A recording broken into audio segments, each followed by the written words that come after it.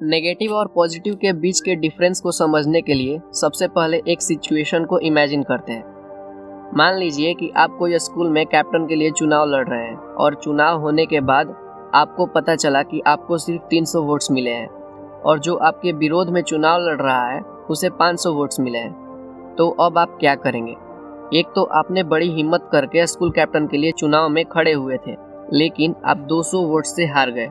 तो अब आपके सामने दो रास्ते हैं। पहला कि आप 200 वोट से हारे हैं इसका दुख मनाएं और किसी से बात भी न करें, और दूसरा कि जो 300 लोगों ने आपको वोट दिया है, केवल आपको वोट दिया है, उनसे आप खुश होकर पार्टी मनाएं।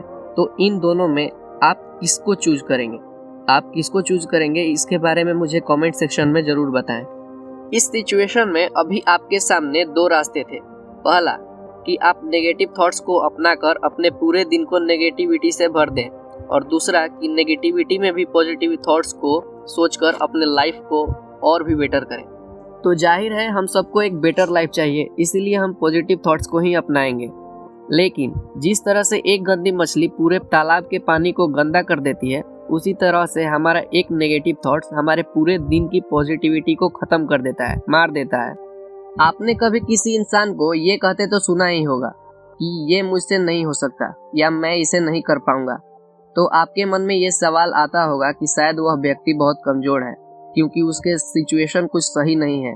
लेकिन हर समय यह सही नहीं होता।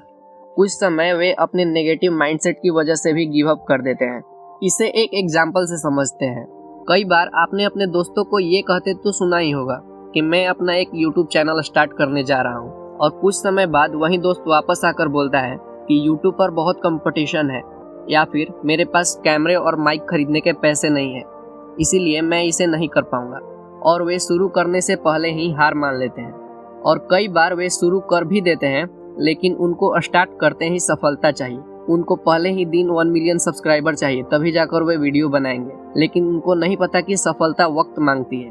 वे उदास होकर फिर अपने कंफर्ट जोन में चले जाते हैं। अगर आप भी कुछ ऐसा करने की सोच रहे हैं जो आपके लिए सही है और आप किसी भी रीजन से नहीं कर पा रहे हैं, तो सबसे पहले आप नेगेटिव लोगों से दूर हो जाएं, क्योंकि नेगेटिव लोग आपको हजार वजह बताएंगे कि क्यों तू ये नहीं कर सकता, और आप उनके नेगेटिव थॉट्स को अपनाकर खुद गिव अप कर देते हैं।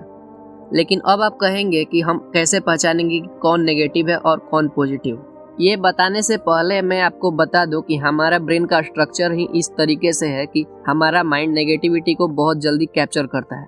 क्योंकि अगर आपके सामने एक व्हाइट बोर्ड हो और उस पर एक छोटा सा ब्लैक डॉट हो, तो आपका नज़र उस व्हाइट बोर्ड पर नहीं बल्कि उस ब्लैक डॉट पर जाएगा। तो वापस आते हैं अपने टॉपिक पर कि हम नेगेटिव लोगों को पहचानेंगे कैसे। तो आप किसी भी व्यक्ति को उसके बात करने के तरीके से पता लगा सकते हैं कि कौन नेगेटिव पर्सन है और कौन पॉजिटिव। अब आप कहेंगे कि वो कैसे? मान लीजिए कि दो प्यासे व्यक्ति के सामने आधा बोतल पानी रखा हुआ है, और पहला व्यक्ति बोलता है कि आधा बोतल खाली है, और दूसरा व्यक्ति बोलता है कि देखो आधा बोतल पानी है। तो आपको क्या लगता है, इन दोनों में से कौन नेगेटिव पर्सन है और कौन पॉजिटिव?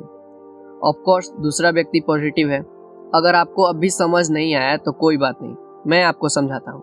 आपने किसी व्यक्ति को ये कहते तो जरूर सुना होगा, I've never done it before, मैंने इसे पहले कभी नहीं किया।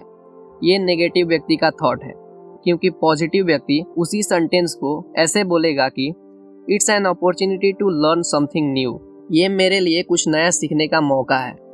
नेगेटिव पर्सन कभी अपने आप को बदलना नहीं चाहते, वे कुछ नया नहीं करना चाहते, ना ही कुछ नया सीखना चाहते हैं। अगर कोई उनसे कुछ नया कराने की कोशिश भी करे तो वे कोई ना कोई बहाने ढूंढ लेंगे उस काम को ना करने की। लेकिन पॉजिटिव व्यक्ति हमेशा नए नए एक्सपीरियंस के लिए रेडी रहते हैं। वे जानते हैं कि इस दुनिया में सब कुछ बदलता है और उन्हें भी बदलना है। मुझे उम्मीद है कि इस छोटे से वीडियो से आपको पॉजिटिव और नेगेटिव थॉट्स के बीच का डिफरेंस समझ में आ गया होगा। तो वीडियो को लाइक कर दो और चैनल को सब्सक्राइब कर दो।